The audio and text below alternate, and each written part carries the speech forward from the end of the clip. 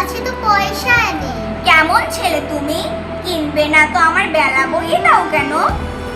আমি যদি তোমার সঙ্গে চলে যেতে পারতুম তো যেতুম। আমার সঙ্গে? হ্যাঁ, তুমি যে কত দূর থেকে হাঁটতে হাঁটতে চলে যাচ্ছ শুনে আমার মন কেমন করছে। বাবা, তুমি এখানে বসে কি করছো? কবিরাজ আমাকে বেরোতে বারণ করেছে, তাই আমি সারাদিন এখানেই বসে থাকি। আহা বাছা, তোমার কি হয়েছে? আমি জানি নে, আমি তো কিছু করিনি, তাই আমি জানি নে আমার কি হয়েছে। বইওয়ালা, তুমি কোথা থেকে এসেছো? আমাদের গ্রাম থেকে এসেছি। তোমাদের গ্রাম অনেক দূরে। তোমাদের গ্রাম? আমাদের গ্রাম সে পাঁচমুড়া পাহাড়ের তলায় শামলি নদীর ধারে। পাঁচমুড়া পাহাড়, শামলি নদী, কি জানি, হয়তো তোমাদের গ্রাম দেখেছি, কবে সে আমার মনে পড়ে না। তুমি দেখেছো?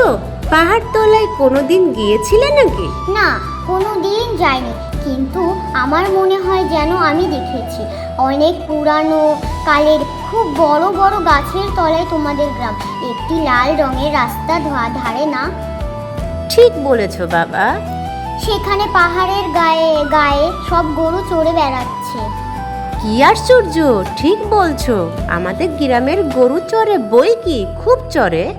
মেয়েরা সব নদী থেকে জল তুলে মাথায় কলসি করে নিয়ে যায়, তাদের লাল শাড়ি পরা। বাহ বাহ, ঠিক কথা। আমাদের সব গয়লা পাড়ার মেয়েরা নদী থেকে জল তুলে তো নিয়ে যায়, তবে কি না তারা সবাই যে লাল শাড়ি পরে তা নয়। কিন্তু বাবা, তুমি নিশ্চয়ই কোনোদিন সেখানে বেড়াতে গিয়েছিলে? সত্যি বলছি দইওয়ালা, আমি একদিনও যাইনি। কবিরাজ যেদিন আমাকে বাইরে যেতে বলবে সেদিন তুমি নিয়ে যাবে তোমাদের গ্রামে। যাব বই কি বাবা, খুব নিয়ে যাব। আমাকে তোমার মতো ওই রকম দই বেচতে শিখিয়ে দিও, ওই রকম বাঘ কাঁধে নিয়ে ওই রকম খুব দূরে রাস্তায় গিয়ে। মরে যায়, দই বেচতে যাবে কেন বাবা? এত এত পুঁথি পড়ে তুমি পণ্ডিত হয়ে উঠবে। না না, আমি কখনো পণ্ডিত হব না। আমি তোমাদের রাঙ্গা রাস্তার ধারে তোমাদের বুড়ো বোটের তলায় গোয়ালপাড়া থেকে দই নিয়ে এসে দূরে দূরে গ্রামে গ্রামে বেচে বেচে বেড়াবো। কি রকম করে তুমি বলো? দই দই দই, ভালো দই, আমাকে সুরটা শিখিয়ে দাও। হাই পোড়া কপাল, এ সুরও কি শেখাবার সুর? না না, ও আমার শুনতে খুব ভালো লাগে।